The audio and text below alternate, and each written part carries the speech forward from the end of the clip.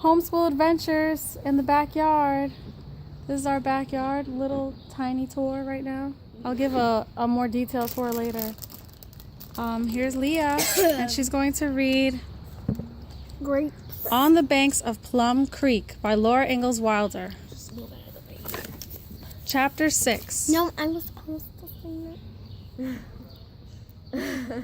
Okay, are you ready? Yeah. Do you want to say something? Yeah. What do you want to say? Hello. Okay. Anything else? Yeah. I'm in my plate. Leah, hurry up. Okay. Don't wash grapes. Just in case you hear any sneezing or coughing or sniffles like that. I'm sick. And I have a stuffy nose. So, yeah. It also looks like you have a bloody nose. We can see Poppy's slipper over here on the grass. Yeah, That's my slipper. But it's really... That's because It used to be wore Christian's, them but then to it go. was passed down to Poppy and everybody else wears it. Okay, can you guys just get on with the video? Okay, so Leah, start reading. Okay.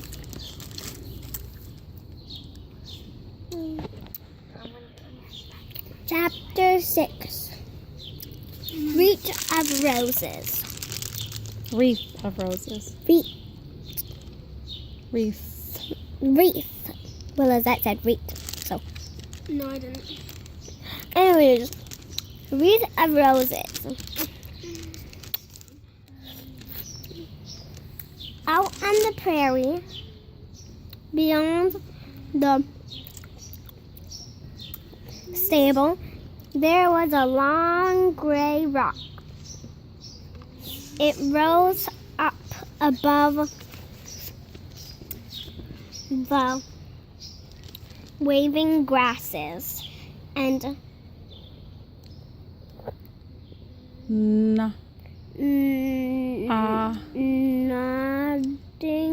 nodding wildflowers.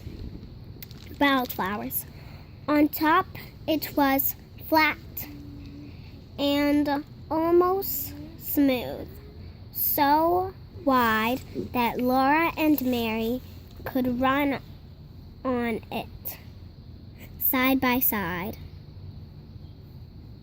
and so long that they could race each other. It was a wonderful place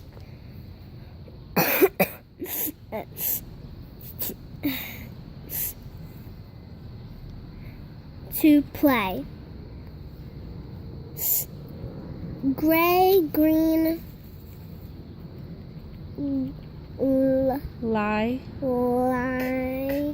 lichens were With riffled edges grew flat on it.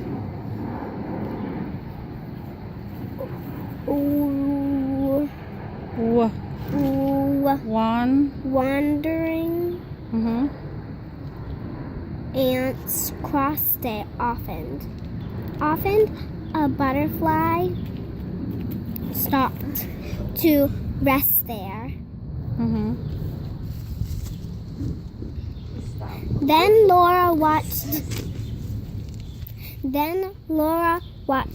the velvety wings slowly open and close, as if the butterfly breathed with them. She saw the tiny feet on the rock and the field. Oh, There's a red bug. Blow it. if I blew it, I want to kill Okay. it. Where is it? I want to kill it. It's gone. It's no. gone now. I like to kill those. Anyway, Is that the murder? I have to sneeze. Watch the boogers come out her nose, people. I can't do it. I give up. Okay, can we start that over or something? On the rock and the feelers, quivering, and even the round, lidless eyes. She never tried to catch a butterfly. She knew that its wings were covered with feathers, too tiny to see. A touch would brush off those tiny feathers. I feel like I have this music. And hurt the butterfly. The sun was always warm on the big gray rock. Sunshine was... Sorry. This book is about to go... where was I? Oops, there's a page over. The sun... Seriously? The sun was always on the rock. On the big gray rock, sorry. The sun was always warm on the big gray rock. Yeah, I already read that part. Where am I? Sunshine. Yeah, sunshine was always on the waving prairie grasses, and birds and butterflies in the sunshine. Breezes always blew there, warm and perfumed from the sun-warmed grasses. Whatever, how you pronounce it. Grasses.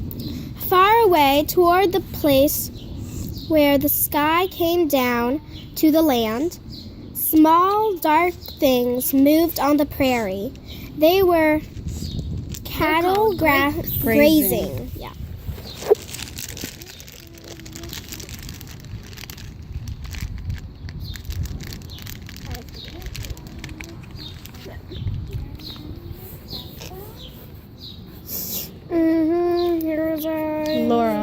Laura and Mary never went to play on the gray rock in the mornings.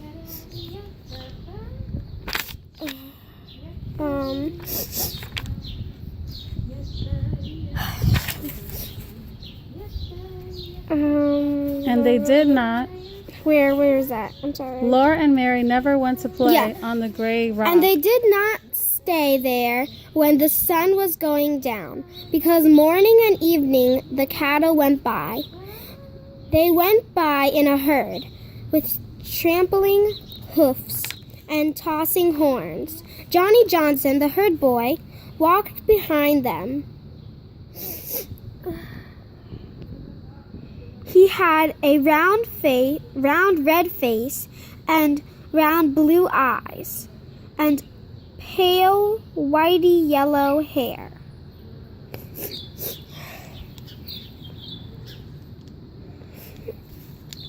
He grinned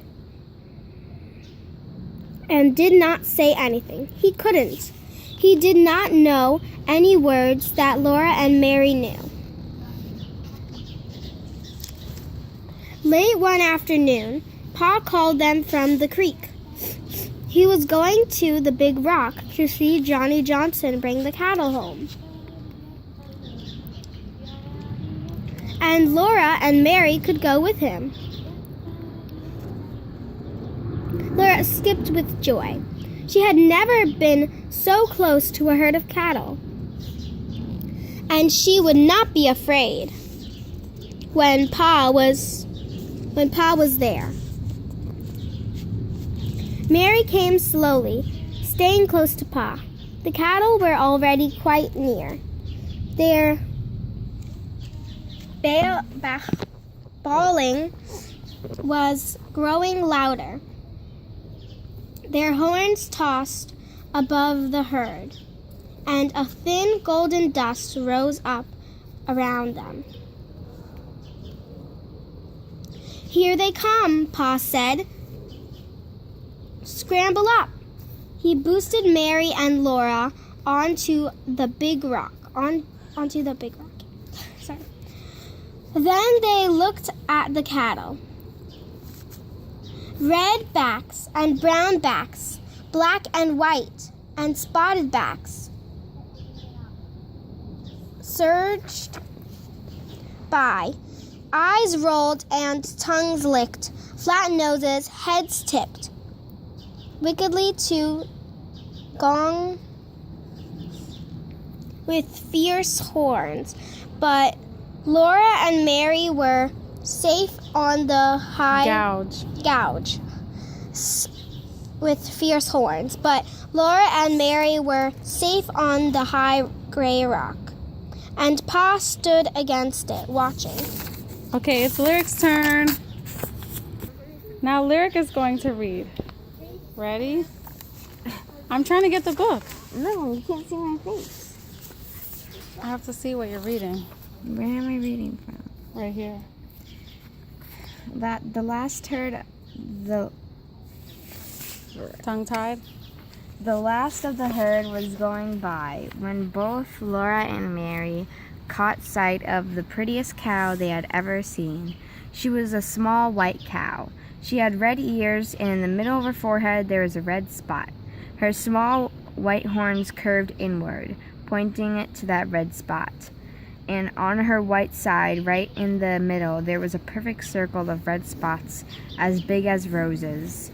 Mary even jumped up and down.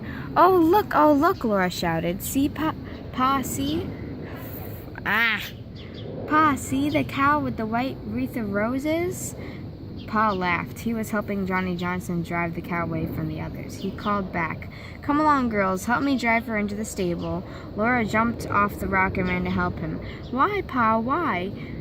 "Oh, Pa, are we going to keep her?" The little white cow went into the stable, and Pa answered, "She's our cow." Laura turned and ran as fast as she could. She pounded the path, rushed into the dugout, yelling, "Oh, Ma, come see the cow. We've got a cow. Oh, Ma, it's the prettiest cow." Ma took Carrie in her arm and came to see. "Charles," he said. "She's ours, Caroline," said Pa. "How do you like her?" "But Charles," Ma said. "I got her from Nelson.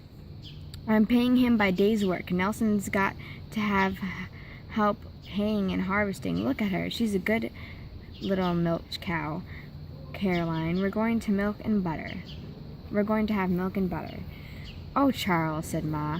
Laura did not wait to hear any more. She turned around and ran again, as fast as she could go, along the path down into the dugout. She grabbed her tin cup from the supper table and she rushed back again. Pa had tied the pretty white cow in her own little stall beside Pete and Bright. She stood quietly chewing on her cud. Laura squatted down beside her, and holding the tin cup carefully in one hand, she took hold of that cow with her other hand and squeezed just as she had seen Pa do when he milked. And sure enough, a streak of warm white milk went straight up into the tin cup. "My goodness, what is that child doing?" Ma exclaimed. "I'm milking, Ma," said Laura. "Not on that side," Ma told her quickly. "She'll kick you." Okay, someone else can read now. No. Honeysuckles. Now it's my turn. But the gentle cow only turned her head and looked at Laura with gentle eyes. She looked surprised, but she did not kick. Always milk a cow from the right side, Laura," said Ma.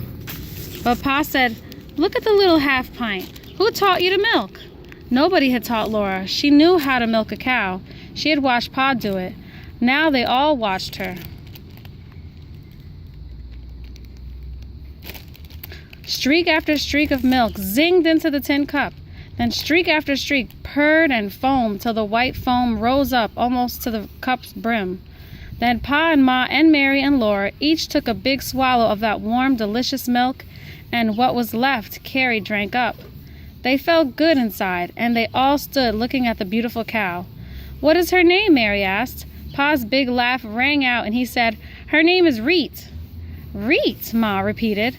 What outlandish name is that?" The Nelsons called her some Norwegian I'll name her Odie.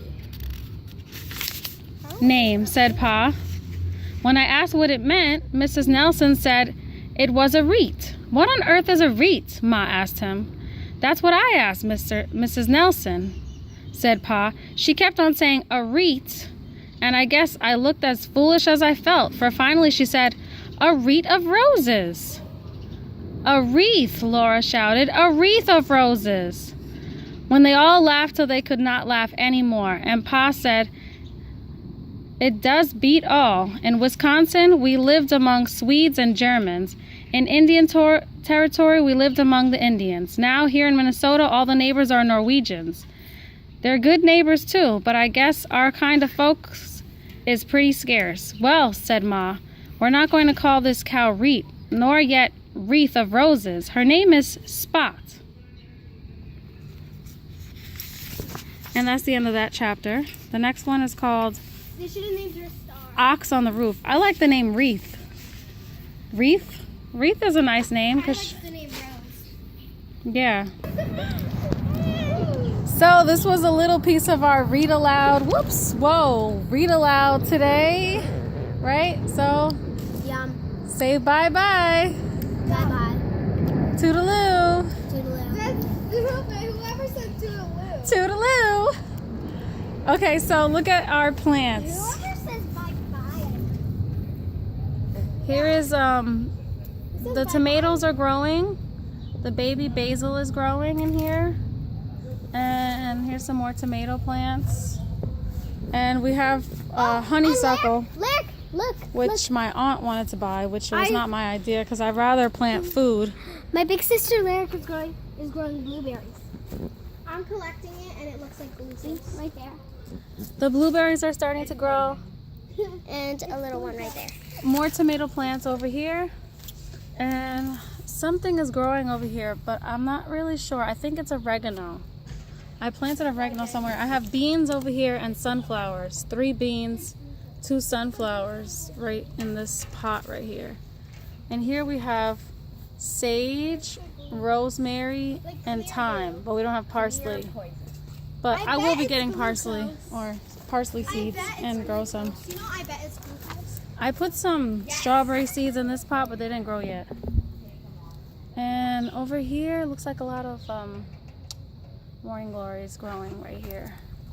And in this dirt right here, there's something called pokeweed. It's toxic. So if anybody of you has pokeweed growing in your backyard, take it out. I mean any person. I don't know, my English just went bad, sorry. But if anyone has pokeweed in their backyard, you have to really get it out by the roots though. So I'm gonna have to dig it up with a shovel and get it out. How long have you been living in America? Um, Your whole life? yeah. So here we go. We have tons of pokeweed growing back here, which I've been trying to dig out every day. And it's like a demon plant in my backyard. It just keeps growing.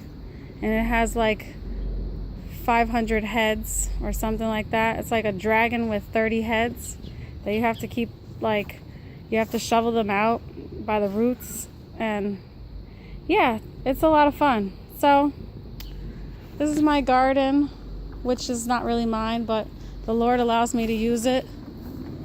And oh, over here we have calendula seeds growing, which calendula, sorry, I pronounced that wrong.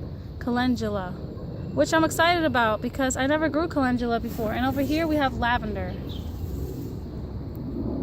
And over here we have a little bit of mint, which a friend of mine, Isabella, gave me a long time ago. And over here the soil is really not very good and things are not growing. Just weeds. I'm like constantly pulling weeds here. We're gonna end the day with a little bit of gardening. And then we will do some more read aloud, but we won't record every read aloud that we do. Okay. Have a nice day. Cheerio.